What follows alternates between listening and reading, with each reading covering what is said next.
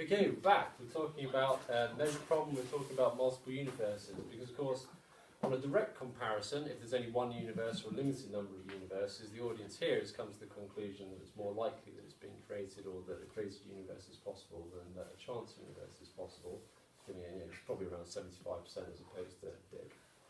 But in a multiple universe, they both have a probability of 1, which makes it impossible to decide which one is more likely, which one are we in. It doesn't actually make it impossible. It's a bit of a fancy that makes it impossible. If you imagine that that's how many universes you need in order for one of them to contain conditions friendly to life. And so... Sorry, is that a circle or a zero? This is a universal kind of like number of universes. Okay. It's like a Venn diagram. Bag. All right. Okay, so there's the bag of universes. These are the ones that we've created by chance. We're just reading them off the machine. We're absolutely firing them out into the infinite multiverse. That's the number that contain conditions necessary for life. These ones are all barren, and these ones contain the conditions necessary for life. And the ones that contain the conditions necessary for life, probably looking at these ones where life actually begins by chance. And other ones where life actually begins by chance, those are the ones where it's not just some bacterium clinging to a rock, but it's flagellum. These are the ones where you have conscious creatures existing. So let's say the number of universes containing conscious creatures in that dot, if we take this sample, is 5. It seems that it seems to you, that universes containing conscious creatures are in themselves Van Neumann devices. Because we're already creating other universes, albeit simple ones. SimCity is a good example, or Railroad Tycoon, or any number of these other games where they have their own gravity and their own time, and their own denizens and their own parameters. They're small and they're simple, but they exist. The chances in the fullness of time of the inhabitants, the conscious inhabitants of these universes, managing to successfully self-replicate artificially rather than just naturally, you would expect 4 of them, maybe it's 80%, let's say, to artificially self-replicate. Looking for 4. Slightly arbitrary there, I think. Yes, well, I mean, we kind of took out, it's like 99.9%, 75%, so we're just going to say it's 4 and 5, and it could be different. So we now have fake universes or artificially created universes, and we've got 4 of them in comparison to 5 generating universes, or universes that are generative, i.e. they make themselves by chance.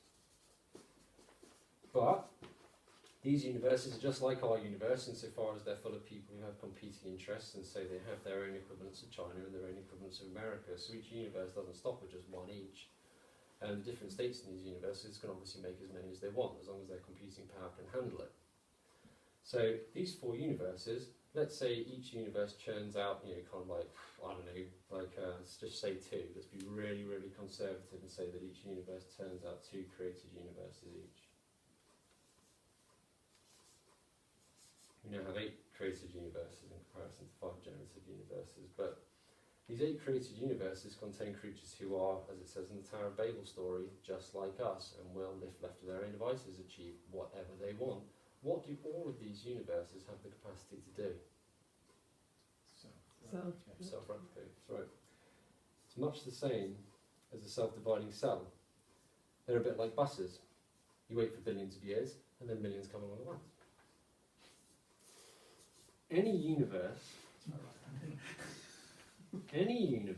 that contains consciousness within a multiverse, and the multiverse essentially erases the unlikelihood, like they will certainly self-replicate, or a number of them will certainly self-replicate, will immediately produce a kind of a spilling cascade of created universes. As not only do they make as many as they want themselves, and there's no reason why each household shouldn't want one each, but the thing that they have made then goes on, as in the Tower of Babel story, to make more, because as soon as you make something that has the same potential you have, anything you can do, it can then do.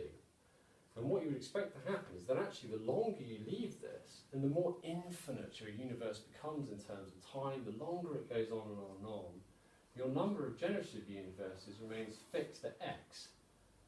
But with each passing year, your number of created universes spills out in this kind of absurd cascade of created universes. What would happen is if one of these 4 universes, for whatever reason, blinked out due to an entropic heat death or whatever, its entire group of offspring would die because all those offspring live within that universe. But overall, like a Pacific island collapsing into the ocean, generally speaking, the number of created universes gets more and more and more. And the more of them there are, the more of them there are in proportion. So what you would expect to happen is that you have this many universes containing consciousness would then give rise to this many universes which are created. So these are the created universes. Now, if you were to throw a dot at that board, that picture there, ignoring all this crap, your chances of hitting this dot, if you like, let's say they're 1 in 200, and your chances of hitting this dot are 1 in 5. In other words, you've got a far better chance of hitting this dot than you have hitting this dot. If I reproduced this outcome, if you like, this universe or this collection of universes infinitely, so there was an infinite number of this, an infinite amount of it, and I had an infinite number of generative universes and an infinite number of created universes, but you still only get 1 dot, and you throw it, what are your chances of hitting the generative universe? Well, is it infinitesimally small by any chance? No. Is it 1? No. 0? Let me try and make it a bit easier. Imagine you have a dartboard. The bull is the generated universes, the board is the created universes. You've got a 1 in 1,000 chance of hitting the bull. You then have an infinite number of dartboards, and you throw 1 dart. What's your chance of hitting the ball? Well, the chance is... The same. There isn't a They're the chance. same. There isn't a chance. Yeah. The chance is the same. It doesn't matter that you've thrown it out to infinity. You've chucked in, Cantor's infinity grenade. The truth of the matter is all that you produced is you produced an infinite number of universes in the exact same proportion as you would have had if you'd had a finite number. The one thing that's finite and that you can't change is that we only get 1 throw. This is our life. So we're basically saying, where are we on this board? And it doesn't matter if there's only 1 set up like this, containing 5 generative universes and however many created universes, or whether there's an infinite repetition of this proportion. Our chances of being there, in comparison to there, are the same, infinite or not. The measure problem is an illusion. If you have 2 black sheep in a herd and 98 white sheep, and you have an infinite number of herds of the same makeup, your chances of being a black sheep is still 2 out of 100 and doesn't make a damn bit of difference whether you made it infinite or not.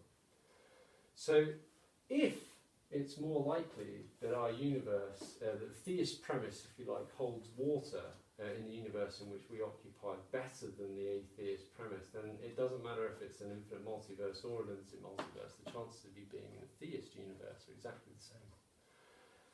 And if you're going to take away anything in this talk, it's that theism is not silly. If you're a person who thinks that theism, if you kind of scoff along with people like Stephen Fry and Richard Dawkins, it's because you're missing the point. The point is that the miracles that you're being asked to believe in as an atheist are just enormous. Absurdly enormous. The idea of life coming to pass on a sterile planet, kind of makes coming back to life after 3 days seem like a joke. I mean, it really, really does. There's just a sensation that it's somehow cynical and clever not to believe in God. But as I say, it leaves you having to believe things which are basically unbelievable. Whereas the idea that a creature like us could actively set out to make a creature like us and do it is well within the bounds of possibility. I've got to read you something quick.